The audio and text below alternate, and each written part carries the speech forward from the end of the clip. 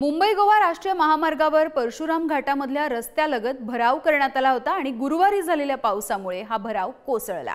त्यामुळे हा रस्ता एकूणच धोकादायक बनलेला आहे आणि याच पार्श्वभूमीवरती आमदार भास्कर जाधव यांनी इथल्या घाटाची पाहणी केली आहे। निकृष्ट दर्जाच्या कामामुळे पहिल्याच पावसामध्ये हा संरक्षक भराव कोसळल्याचा आरोप करत संबंधित ठेकेदारांसह संबंधित अधिकाऱ्यांवरती सुद्धा कारवाई करण्याची मागणी भास्कर जाधवांनी केली आहे। प्रत्येक वर्षाला या ठराविक ठिकाणी हा रस्ता खचतोय।